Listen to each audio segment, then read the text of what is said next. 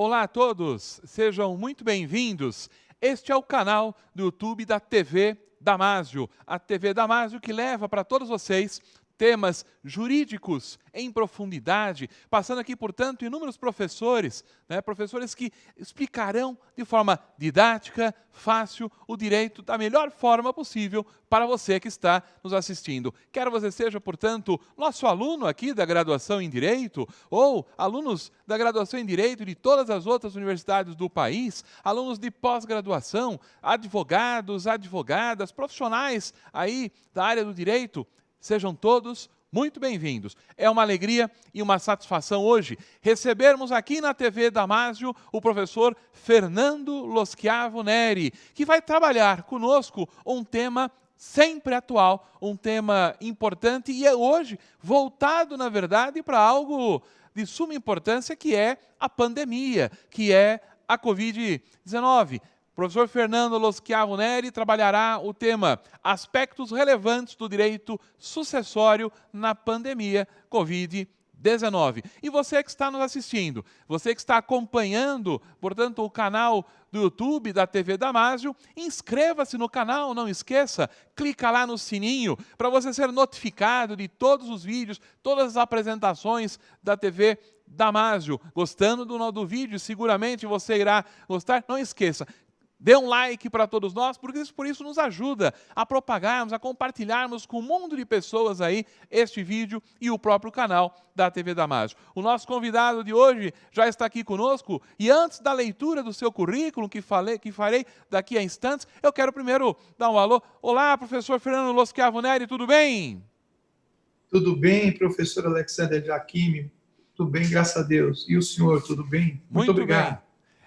Muito bem, estamos todos ótimos aqui e aqui no estúdio da TV Damásio, uma estrutura totalmente preparada exatamente para levar a melhor imagem, a melhor qualidade, portanto, para todos vocês que estão nos assistindo. O nosso palestrante de hoje, o professor Fernando Loschiavo Neri, ele é advogado, mestre em Direito Civil pela Pontifícia Universidade Católica de São Paulo, especialista em Direito Processual Civil, professor de Direito Civil da Universidade Presbiteriana Mackenzie e também é professor de Direito Civil e Processo Civil em vários cursos de pós-graduação, membro do Instituto Brasileiro de Direito Eletrônico e também do Instituto Brasileiro de Direito de Família, IBDFAM. É parecerista em revistas jurídicas, é autor de livros e artigos jurídicos e é uma grande alegria, uma satisfação poder contar com o professor Fernando Loschiavo Neri nesta oportunidade. Repetindo, trabalhando conosco este tema importante, que é o tema Aspectos relevantes do direito sucessório na pandemia Covid-19. Professor Fernando Loschiavo Neri, seja muito bem-vindo novamente e passo em definitivo, portanto, a palavra ao professor para a sua palestra. À vontade. Muito obrigado, professor Jacquini. Quero aproveitar aqui e agradecer à TV Damásio ao convite, que muito me honra neste dia, para falarmos de um assunto muito importante que impactou as nossas vidas e vai trazer reflexos ao longo dos próximos, acredito eu, sem dúvida nenhuma, 10 anos. É muito provável que os efeitos jurídicos da pandemia que nós estamos enfrentando perdure por, no mínimo, 5 ou 10 anos. Nós teremos ainda diversas questões jurídicas que serão tema de abordagem no Poder Judiciário por conta desse fenômeno, o fenômeno da pandemia, né, que, infelizmente, tem ceifado muitas vidas. E um dos ramos do direito que tem sofrido esse impacto de forma bastante significativa é o direito sucessório, direito das sucessões, direito da família e o direito das sucessões. Aqui nós preparamos, então, para conversarmos com os senhores, trazendo uma aula que será basicamente uma forma de abordagem do que eu penso a respeito do que haverá de mudanças e daquilo que será relevante se estudar dentro do cenário que nós hoje dispomos, tanto o cenário legislativo quanto a aplicação do entendimento dos tribunais. Os tribunais também estão enfrentando um grande desafio, que não é apenas os advogados, não são apenas os advogados que estão sendo desafiados diante de situações inusitadas a postularem o interesse do jurisdicionário, mas principalmente o Poder Judiciário. Hipóteses que nunca foram estudadas antes estão sendo desafiadoras, porque elas irão construir, certamente, o repositório de jurisprudência para os próximos 10 anos e aí em diante. Estamos sendo desafiados, e dentro desse desafio, eu quero convidar vocês, então, a passarem, né, por esses tópicos que nós separamos para conversarmos hoje, longe de nós aí a intenção de esgotar o tema, que é vastíssimo, né? E nós não temos condições de esgotar esse tema, mas de talvez aqui suscitar a atenção dos profissionais do direito para o estudo desses pontos que são tão relevantes, são tão importantes neste momento, sob a minha ótica. Então, vamos, então, passar a demonstrar para vocês os tópicos do que abordaremos nesta nossa palestra. Então, nós separamos aí 7 tópicos, serão abordados de forma bastante sucinta, para não ficar maçante, mas para que vocês tenham a ideia das alterações e das importâncias que existem no nosso cenário atual. Num primeiro momento, nós falaremos sobre a mortalidade e a sua situação atípica, né? Nós temos aí um número muito grande de pessoas falecidas e, com isso, surgiram fenômenos aí jurídicos que precisam ser resolvidos. No segundo plano, nós falaremos um pouco sobre o regime emergencial jurídico transitório, a Lei 14.010, e o impacto que teve em relação ao direito sucessório. E traremos também a alusão do projeto de lei 1627 de 2020, que é um significativo processo no âmbito do direito sucessório, um projeto de lei encabeçado pelo professor Mário Luiz Delgado e seguido dos professores conhecidos no meio jurídico e doutrinário, como entre eles cito aqui o professor José Fernando Simão.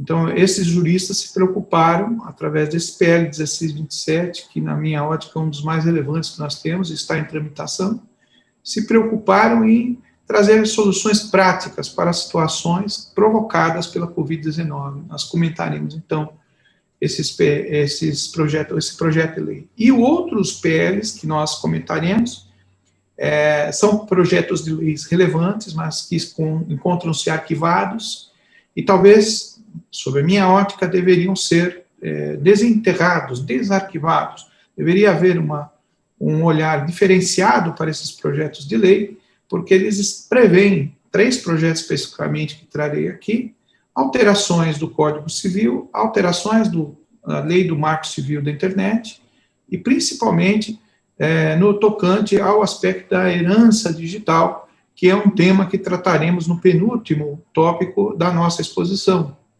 A herança digital não tem ainda um tratamento normativo, não há um tratamento normativo para isso. E nós vamos falar sobre o grande problema dos termos de uso dos aplicativos de redes de internet e de aplicativos sociais, de redes sociais, diante da ausência de normatividade em relação ao que se cuida, porque nós temos um fenômeno muito grande hoje, que é o fenômeno dos milionários da internet, né, que nós temos verificado aí, milhões e milhões de reais acabam surgindo como um fluxo de dinheiro e de, portanto, situações que transcendem a questão do direito extrapatrimonial, não basta apenas a proteção do direito de autoria, do direito a ter um nome veiculado em relação a postagens, o direito de imagem, mas também acabam atingindo cunhos de aspecto patrimonial importantes. E não existe um tratamento normativo no Código Civil que abranja isso. Por isso, os PLs que nós citaremos aqui deveriam ser desenterrados, me desculpe de usar esse termo que é um pouco forte, né? Mas a intenção é fazer com que este vídeo ele se propague e que os legisladores, né, os deputados, senadores, que eles alcem um olhar diferenciado para esta questão, que está longe de ser uma questão irrelevante. Nós mencionaremos isso, então, já explico os 2 tópicos, E, em seguida, a ideia é falar como fazer o uso das diretivas antecipadas de vontade. As diretivas antecipadas de vontade, elas encontram respaldo no Conselho Federal de Medicina, existe uma resolução específica, a resolução 1995 de 2012, que explica o que pode ser feito por um paciente antes de ele entrar numa situação de inanição, de coma, ou de não poder responder pelos seus próprios atos, onde ele vai antecipar aquilo que ele pretende em relação ao seu tratamento.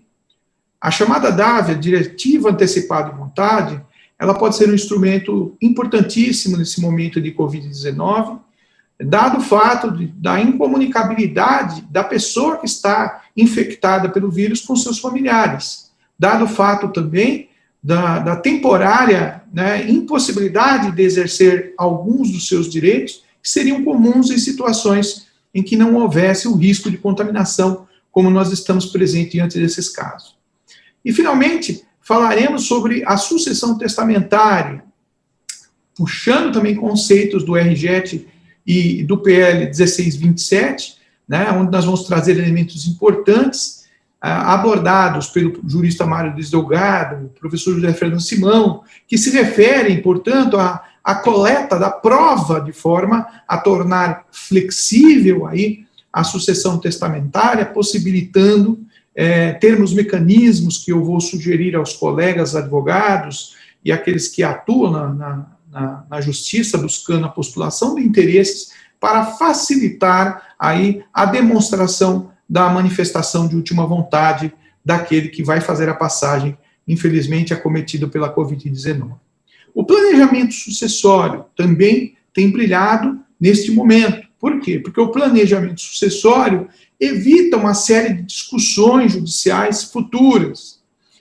No momento de dor, sempre digo isso por lecionar sucessões, lá no Mackenzie, quando tive a oportunidade dos meus alunos, no momento de dificuldade, no momento de dor, que é o momento da passagem, do passamento, da morte, há um despreparo para se equilibrar a parte emocional com a parte que seria racional e que se preocupa, portanto, em fazer a projeção da divisão de patrimônio, né, da disponibilidade de bens, e é dentro desse escopo que o planejamento sucessório tem brilhado também, né?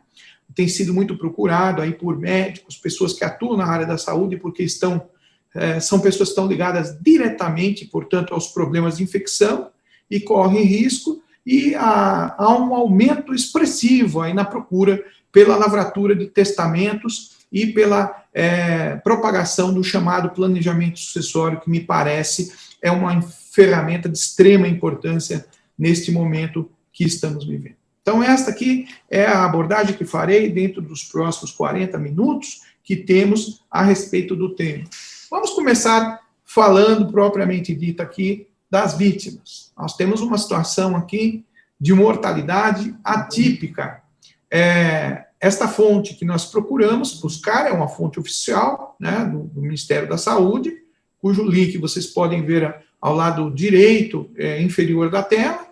E na data de hoje, 30 de março de 2021, nós temos lá uma mortalidade em óbitos confirmados, que é o que interessa para nós nesse momento por conta do direito às sucessões, estamos tratando, portanto, de morte, de 317.646 óbitos acumulados desde o início da pandemia, em março do ano passado. Então, nós estamos vendo que a letalidade, embora a letalidade do coronavírus ela seja não tão alta, ela é de 2,5%, ela alcança um patamar de mortalidade muito grande.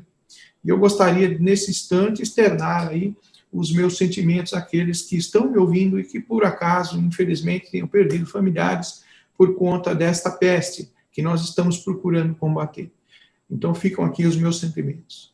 Bom, o que nós podemos fazer diante desse quadro? Estamos diante de um quadro, de um fenômeno jurídico jamais experimentado aí, no escopo do que a jurisprudência ela nunca enfrentou um desafio desse tamanho, né?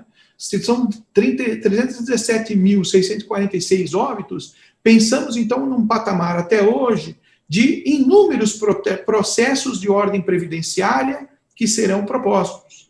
Dessas 317.647 pessoas, inúmeras delas tinham união estável não reconhecida. Inúmeras delas tinham uma convivência, mas sem a solução, né, do direito material postulado ou traduzido. Imagine aí, quantos que tinham filhos que portanto, não tiveram tempo de reconhecer, quantas investigações de paternidade, né, quantos inventários. Então, isso aqui nós temos um volume expressivo de situações aqui jurídicas que estão crescendo a cada dia, né? Sem contar que nós temos um patamar aí de pessoas que estão infectadas e ainda podem, né, vir a óbito. A gente não tem uma atualização aí perfeita disso. Aqui eu quero, então, chamar a atenção de vocês para o primeiro tópico. Nós tivemos aí como um trabalho legislativo bastante importante o RJET 14.010, de 2020. O RJET, né, o Regime Emergencial Jurídico Transitório, como é chamado, ele foi estabelecido, e nós acompanhando, na ocasião nós tivemos oportunidade lá no Mackenzie de falar a respeito desse RJET, preparamos aí comentários, artigos a respeito desse importante, né, diploma jurídico. Ele procurou dar já conformidade a algumas situações do direito privado para evitar certos confrontos que poderiam trazer uma disparidade de jurisprudências e decisões totalmente isoladas, o que traria um desconforto, uma insegurança jurídica muito grande. Então, o RJET procurou cuidar desses impactos nas relações de direito privado naquela oportunidade. E muito embora ele tinha feito uma previsão, né, do prazo de lapso temporal até outubro, nós já tivemos aí, portanto, decisões dos tribunais dilatando estes efeitos. Entre os principais efeitos do RJET, nós vimos lá situações como a impossibilidade da prisão do devedor de pensão alimentícia, né, situação que circula ainda, que volta agora, ela é suscitada. Nesta semana tivemos aí o STJ se posicionando novamente a esse respeito. No RJET nós vamos encontrar aí um impacto direto ao direito sucessório, quando ele menciona que o artigo 611 do novo Código de Processo Civil deverá, portanto, ter suspensos prazos para abertura de inventário. Os senhores sabem que o artigo 611 se refere, portanto, aos inventários, né, e partilhas extrajudiciais, aqueles que dariam, portanto, um prazo de 60 dias, né, ou 2 meses, para a abertura do inventário da partilha. E esses prazos, então, o RJET atingiu frontalmente, suspendendo-os até o dia 30 de outubro de 2020. Então, o primeiro ensaio importante que acabou se materializando como norma e trazendo esse efeito para o mundo jurídico foi, sem dúvida nenhuma, a Lei 14.010 de 2020, que agora tem sido, podemos dizer assim, revitalizada por decisões recentes em alguns aspectos pelo STJ. Já é um norte, né? Já é um caminho. Mas, significativamente, e sem dúvida nenhuma, eu apontaria como um outro instrumento importantíssimo que encontra-se em trâmite, né, no Poder Legislativo, o projeto de lei 16.627, de 2020, da lavra da senadora Soraya Tronic, né, onde os juristas que eu acabei de mencionar, e falaremos sobre eles novamente mais adiante, tiveram a preocupação, portanto, de trazer para o nosso ordenamento jurídico significativas mudanças que, se for aprovado, e eu espero que seja, faço votos e voz para que seja aprovado o PL 1627, vai proporcionar mais segurança jurídica às relações de direito privado. Em especial, o RJET proposto por esse PL 1627, ele está preocupado em reconhecer a vulnerabilidade das pessoas idosas e também daquelas que são portadoras de comorbidades que podem fazer com que a doença avance, né?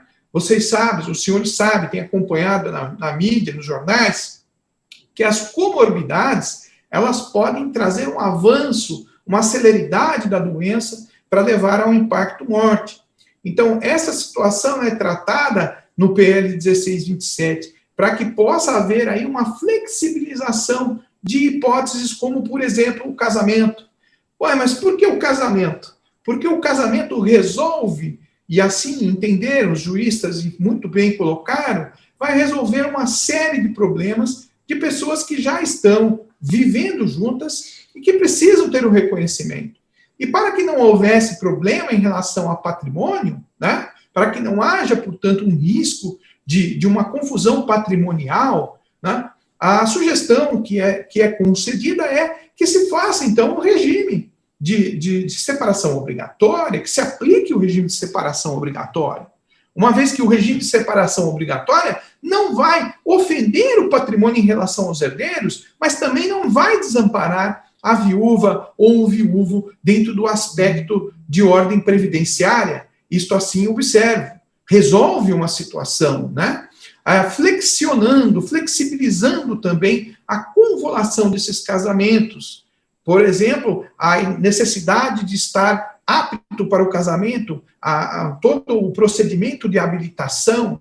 Há uma preocupação dos juristas aqui que, a meu ver, vai resolver as questões de ordem previdenciárias e vai conceder segurança jurídica para aquele que estiver passando, atravessando, portanto, este vale, que é o vale do Covid-19. Só quem teve, só quem já passou, né? Quem teve algum familiar, só essas pessoas que podem dizer, de fato, o que se trata o Covid. Muitos ainda imaginam que isso não existe, né? Infelizmente. Mas é uma situação difícil, dura de ser enfrentada e que traz consequências de toda a ordem possível e imaginável. Então, nós verificamos a grande importância do RJET, que vai eclodir agora com o projeto de lei 1627. E fica aqui os meus aplausos aos juristas que compuseram, portanto, o projeto, que muito bem nos representaram, traduzindo as necessidades do jurisdicionado de forma magnífica. Espero e faço voto que seja aprovado, porque vai resolver uma gama imensa de problemas, evitando processos e ainda maior acúmulo no Poder Judiciário nesse período. Então, nós temos visto aqui os outros PLs que eu mencionei para vocês que são relevantes. Quais são? Eu separei apenas alguns. O PL 4099-2012, por exemplo, ele vai trazer, nesse PL, a possibilidade de incluir no artigo 1788 o direito à herança, todos os três focados na parte do uso de redes sociais, produção de conteúdo e material que será postado na internet. Ele vai focar, portanto, em reconhecer o direito sucessório sobre o material de postagem de internet, o material, portanto, que eles chamam, a doutrina tem chamado de herança digital, né? Seria a herança digital. Tudo aquilo que foi produzido e postado na internet seria algum conteúdo que teria, portanto, transmissão patrimonial reconhecida em lei. Ah, mas professor Nery, mas isso já existe. Não há normatividade ainda, nós não temos ainda, a norma não estampa de forma clara. É evidente que o magistrado, ao examinar a situação, ele tem ali o poder de colmatar a lacuna que a lei expressa, né, por não existir o termo. Mas, enquanto não houver normatização, me parece que esse texto deveria ressurgir agora, né, tanto os 3 PLs deveriam ressurgir com força para poder fazer uso disso, porque a pandemia ela traz 2 problemas. O primeiro é o problema da mortalidade, aumentando, portanto, os casos de sucessões. E o segundo problema também é o volume do material, né, que tem sido produzido na internet, porque nesta aula, por exemplo, estamos online. Tudo tem sido feito por plataformas. Os infoprodutos, né, cresceram, aumentaram. Então, há pessoas que estão produzindo conteúdo em uma escala muito maior nesse período de pandemia. E me parece que esses PLs são importantes para definirem esta questão do ponto de vista do direito material. Olha lá o 4.847, 2012, que também menciona a herança digital, definindo, portanto, o direito dos herdeiros no artigo 1797. Peço desculpas, porque esse também é do Código Civil, não coloquei ali o complemento, né? Ele pretende incluir as letras A, B e C para dar um tratamento diferenciado ao artigo 1797 dando cor e tom ao que nós acabamos de falar, reconhecendo a herança digital. Nós temos aí o PL 7.747, que também, 7.742, que também é muito importante, e se refere a uma alteração para a inclusão da letra A no artigo 10 da Lei do Marco Civil da Internet. Faltou um I ali, né? A Lei do Marco Civil da Internet, senhores, a proposta deste PL, ela prevê a possibilidade de exclusão dos perfis, né, de redes sociais e a supressão por conta daqueles que seriam legitimamente reconhecidos por lei como sucessores do falecido. Hoje, existe uma gama enorme, né, de perfis de pessoas que morreram sem tratamento jurídico dado.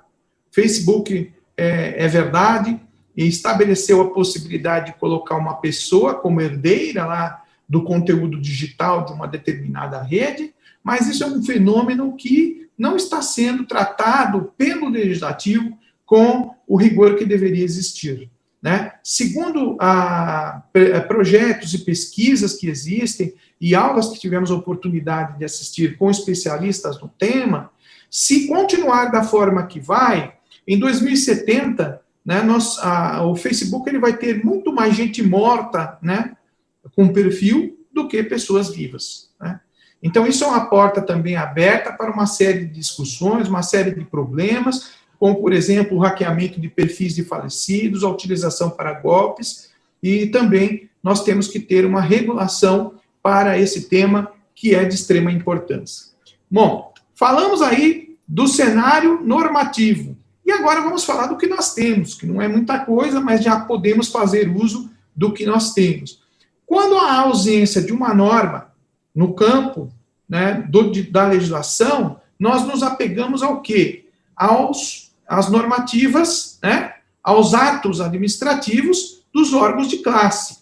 Por exemplo, quando nós falamos em alguns aspectos relacionados à medicina, nós podemos nos valer das resoluções do Conselho Federal de Medicina, que os tribunais têm aceito, os magistrados, né, os ministros, como uma forma de direção para ser dada em relação a determinados temas que ainda não exista uma legislação.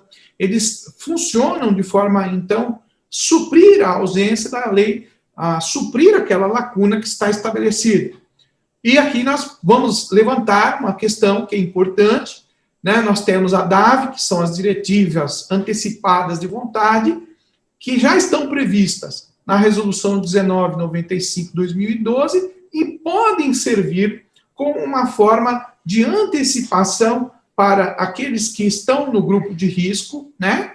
Aqueles que são médicos, aqueles que atuam na saúde, ou pessoas idosas, pessoas que tenham comorbidades, elas podem fazer o quê? Diz a DAV, né? A resolução, ela diz no artigo 1º o seguinte, que diretivas antecipadas de vontade são um conjunto de desejos que, prévia expressamente manifestados pelo paciente, podem ser ditos ali quais são os cuidados e os tratamentos que ele quer, e quais os tratamentos que ele não quer receber no momento em que ele estiver incapacitado de expressar livre e autonomamente a sua vontade.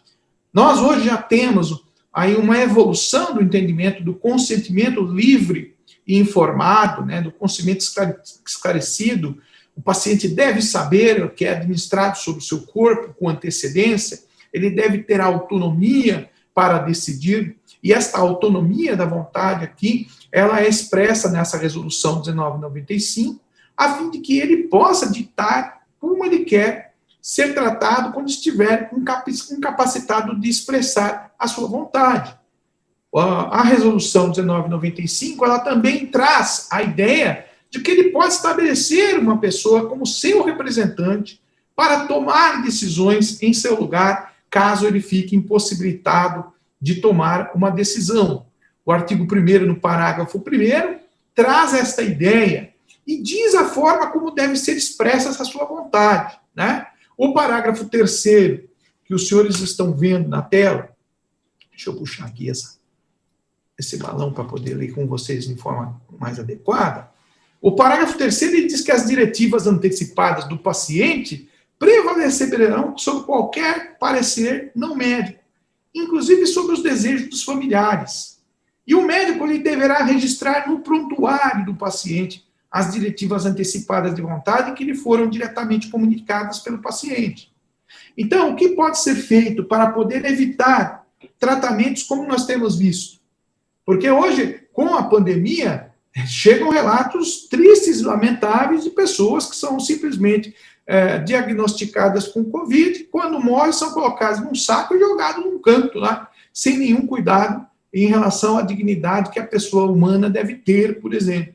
Né? Então, casos e situações como essa, se o paciente, ao entrar no hospital, ele já traz uma DAV pronta, uma diretiva antecipada de vontade pronta, e esse instrumento ele pode ser preparado pelos advogados da família, né? Ele vai preparar aquele documento. Uma vez que ele apresente este documento ao hospital, o que vai acontecer? Ele já está dizendo que as decisões em relação ao deslocamento do seu corpo, a constatação do seu quadro clínico, o acompanhamento médico, deverão ser feitas a fulano de tal, que pode ser uma pessoa isolada da família, pode ser um amigo, nem precisa ser um familiar. A lei não exige isso, né? Se ele confia em alguém, ele vai definir a pessoa que ele confia, para que essa pessoa decida por ele quando ele estiver incapacitado. E pode também descrever que, caso ele venha a falecer em relação do óbito por conta do coronavírus, ele vai dizer como ele quer que o corpo seja comunicado para que ele seja retirado do nosocômio, do hospital, e que tenha, portanto, assim, uma passagem de forma digna. Porque o que temos visto é um filme de terror. Temos visto um filme de terror. As pessoas acabam morrendo, sendo ensacadas, e o luto ele é feito, né, de modo apenas sentimental, não pode nem comparecer, não pode abrir, não pode lacrar. Então, vamos dar uma forma mais digna para que a pessoa faça a passagem? Sim, se ela deve ser cremada, já pode-se na DAV estabelecer alguma coisa nesse sentido, né? Quem vai fazer a retirada do corpo? Para isso, nós temos uma continuidade aí que seria o testamento, que também vai trazer, portanto, nesse sentido, grandes contribuições. Deixa eu acelerar aqui. A sucessão testamentária, pessoal, ela é um instrumento importantíssimo, né? Ela pode ser a sucessão testamentária. O testamento, como os senhores já sabem e estudaram, é possível fazer um testamento a partir de 16 anos e pode conter disposições patrimoniais ou não patrimoniais. Então, quando nós falamos que dispõe apenas de questões patrimoniais, vamos definir ali, obedecendo a legítima, obedecendo às disposições que a lei diz do que deve ser feito, mas nós vamos poder dispor como queremos o nosso patrimônio. Eu posso também reconhecer uma paternidade, né? Posso reconhecer uma união de estável. Se eu tenho uma união estável e quiser fazer o reconhecimento dessa união estável por um testamento, nada impede. Por que razão? Porque o testamento ele alberga disposições de ordem patrimonial e não patrimonial. Caso o RJET que está sendo proposto, né, o RJET pelo projeto de lei 16, que nós vimos ainda há pouco, e 27, se ele não puder ser, ainda não tiver sido aprovado, o testamento ele pode muito bem acatar essa finalidade, reconhecimento de paternidade, pedido de desculpas. Então, todas as outras disposições que não sejam patrimoniais poderão ser albergadas aqui dentro do testamento. Há uma variedade de situações que podem ser amparadas pelo testamento, né? Hoje nós temos visto aí, então, uma procura muito exacerbada pelos especialistas em direito sucessório em vistas desse quadro da pandemia, e que é uma situação que tem a tendência de aumentar, há uma tendência de aumento de resoluções de conflitos na área do direito das sucessões, porque o Poder Judiciário, como ele está afogado pela quantidade de procedimentos e processos que estão envolvendo temas de toda a ordem, direito de família, direito contratual, nós vamos ver diversos temas aí, né, envolvendo essa situação.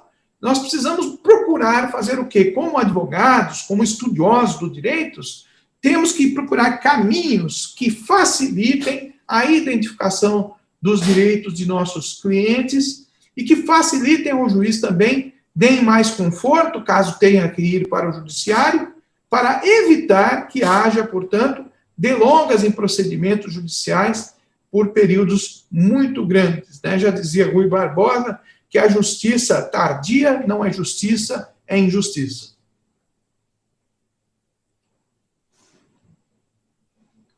Então, para que servem os testamentos? Eles devem ser examinados como uma mola propulsora, a meu ver, que vai garantir direitos e projetar a vontade daquele que está contaminado, daquele que pode ser acometido, ou até mesmo que ele passe, não houver problema, tá ali, já está garantido, né?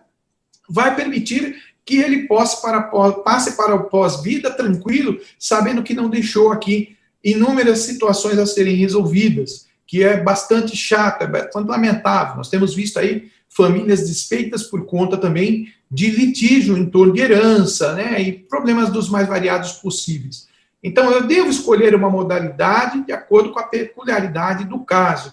Os advogados, os operadores de direito, juízes, magistrados, devem estar sensíveis, portanto, a essas inúmeras hipóteses e circunstâncias que envolvem situações como essa. O advogado, na hora de precificar, deve levar em conta também o trabalho que ele vai ter, mas também deve estar sabendo que deve fazer isso de uma forma justa, né? Obedecendo a critérios e parâmetros que não venham a tirar proveito de uma situação que nós estamos enfrentando agora. Então, essa é uma recomendação do ponto de vista ético, que eu acho que é muito importante, né?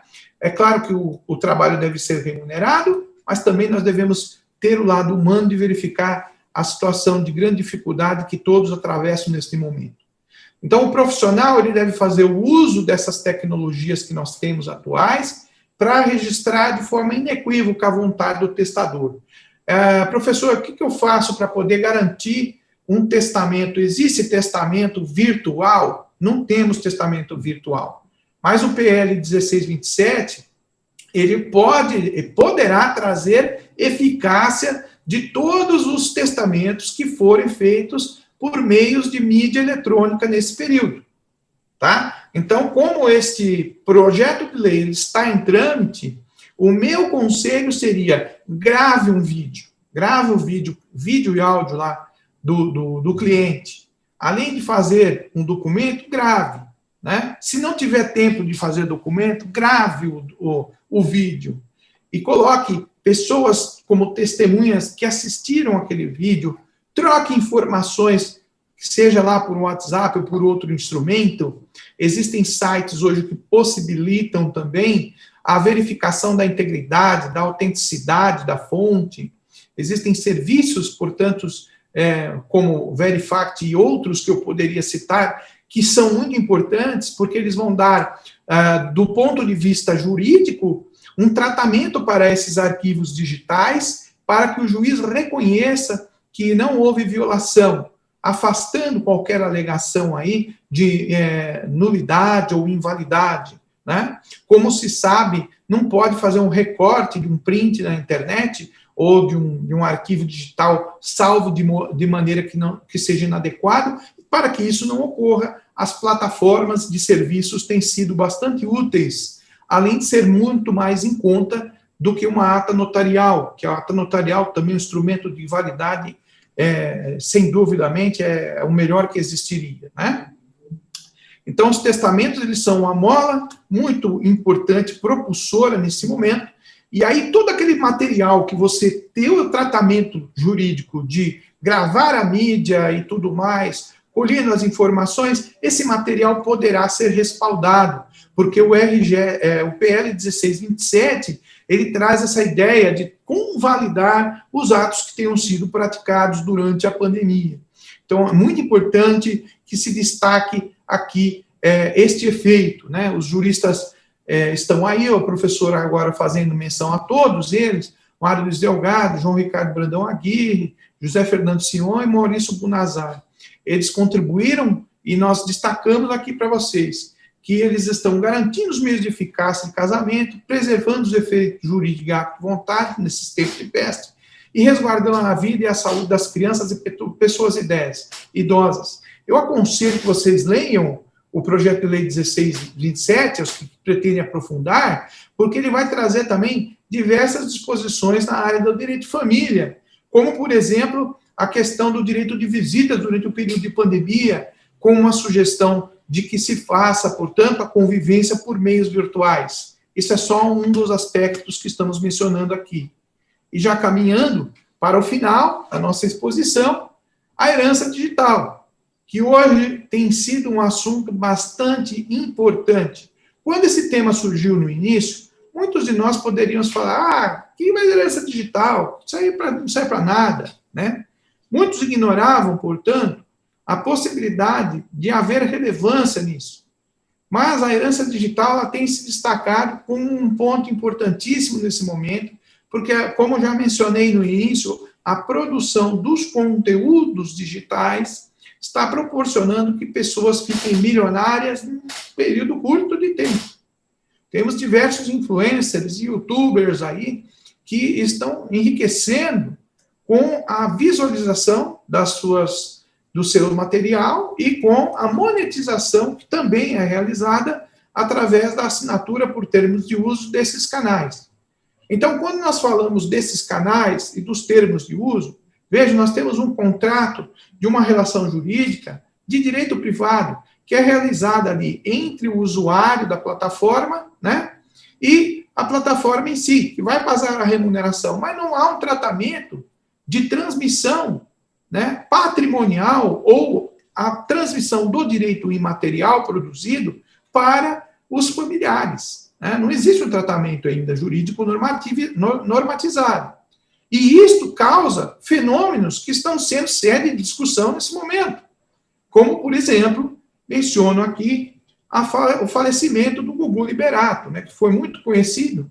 Nós tivemos, na semana em que o Gugu Liberato faleceu, né, visualizações de mais de 1 milhão de views naquela semana em que ele faleceu. O canal explodiu lá. Como é que fica essa questão? Né? Os efeitos monetários desse período, como é que fica? A quem se paga isso? Né? Não pode ser reclamado na justiça?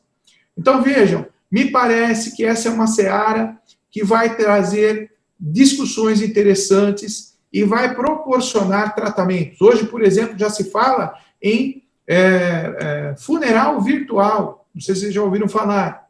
Né?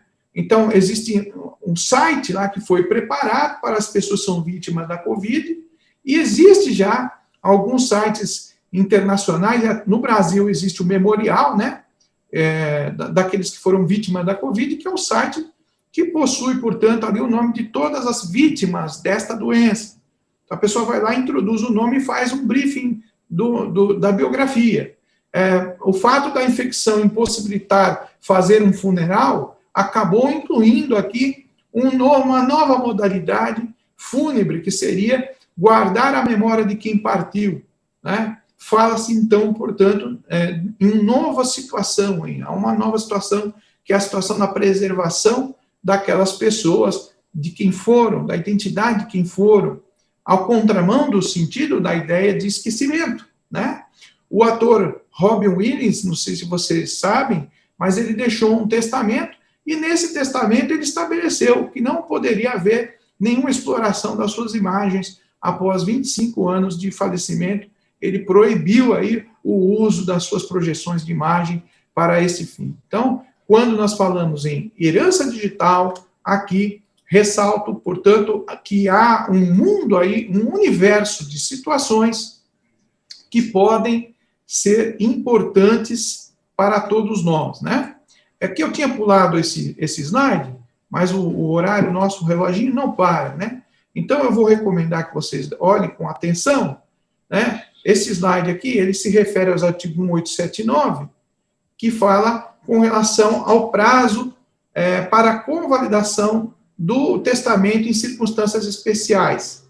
Então, o que os professores lá no PL 1627 eles propõem? Eles propõem o seguinte, que se faça, portanto, uma extensão, né, da ideia desse testamento que disponibiliza, portanto, meios mais flexíveis, não tendo a obrigatoriedade da apresentação de testemunhas.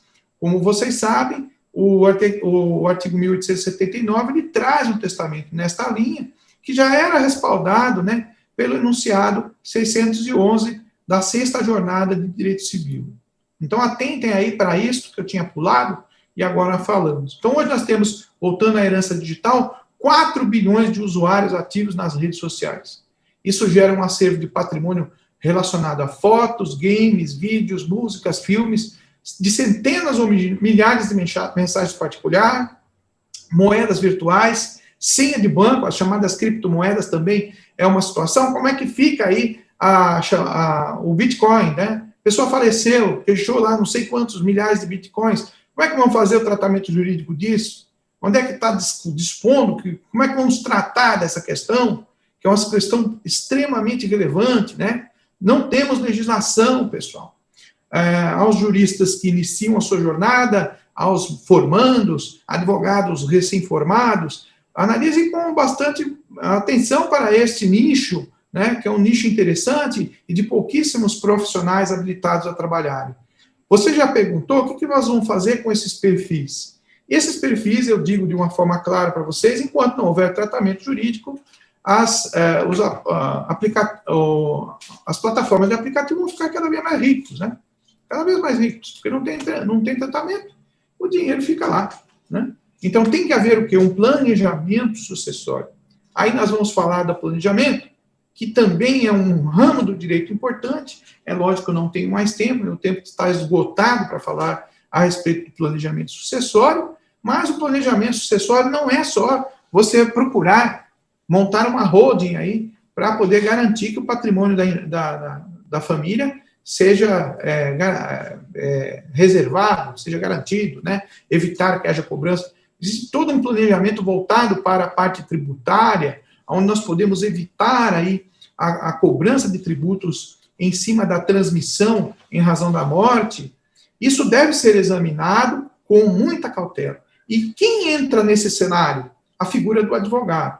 A figura do advogado, da advogada, que devem se especializar na área para poder resolver esses conflitos que são tão importantes e tão caros nesse momento em que o nosso país atravessa. Sem dúvida nenhuma, vocês são importantes para mudarem a história do nosso país e para trazerem soluções diferenciadas. Se houver aí, e aqui eu agradeço a oportunidade que a TV Damásio nos dá, se houver a atenção devida para estes fenômenos que estão ocorrendo. Olhe à sua volta, fique atento, eu deixo aqui ao final o endereço e os dados do meu escritório, que fica aqui na região da Granja Viana, e gostaria também de deixar o meu Instagram, Aprenda com o Mestre, para que você me siga lá e tenha diversas informações suplementares a estas, ou faça lá suas perguntas que quiser, será uma honra receber a sua comunicação. Encerro aqui, então, a minha apresentação, agradecido, devolvo a palavra ao professor Alexander Zacchini. Ok, muito obrigado, professor Fernando Loschiavo Neri, pela sua brilhante apresentação com relação a esses aspectos relevantes, né, do direito sucessório, né, nesse momento de pandemia, enfim, Covid-19. Eu vou aqui, professor Fernando, eu vou quebrar aqui o nosso protocolo, tenho feito isso vez ou outra, aqui, nós vamos tirar aqui uma foto, fique aí, não saia, nós vamos tirar uma selfie, eu daqui do estúdio e o professor de forma remota, tiramos a selfie, depois eu vou compartilhar lá nas redes sociais, Facebook, Instagram, enfim, é uma grande alegria, é uma satisfação muito grande poder receber o amigo nesta oportunidade aqui nos estúdios Damásio, aqui no canal da TV Damásio. Eu devolvo a palavra ao professor para suas últimas considerações, e em seguida já faço o encerramento. Meus caros, todos vocês que estiveram pacientemente aí nos acompanhando na exposição, que de forma bastante simples eu procurei esclarecer alguns pontos que entendo relevantes, nos quais nós temos trabalhado aqui. Quero agradecer. Muito obrigado a todos vocês pela atenção, pelo carinho com que nos acompanharam, nos acolheram aqui, e quero também, mais uma vez, redobrar o pedido que vocês tomem cuidado com a saúde, né? Cuidem de suas famílias. Estamos passando um momento difícil, mas com certeza nós sobreviveremos a ele e sairemos dessa situação melhor. Aqueles que perderam os familiares, os sentimentos, é isso, eu fico muito agradecido e à disposição. Obrigado. Muito bem. Obrigado, professor Fernando Loschiavoneri, pela sua exposição. Tenho certeza que você que está nos assistindo, você que acessou o canal da TV Damásio no YouTube, né, está acompanhando, portanto, esta aula. Não esqueça, se você não está inscrito no canal, inscreva-se no canal, clica lá também no sininho para ser notificado dos demais vídeos e apresentações e dá um like lá para a gente nesta aula, porque isso nos ajuda a propagarmos cada vez mais, né, todos os eventos e as aulas aqui do canal TV Damásio. O seu canal, né, o nosso canal para fazer, portanto, chegar o direito cada vez mais até você. E eu agradeço a sua presença, a oportunidade de mais esta aula com todos vocês, e até uma próxima oportunidade. Até mais.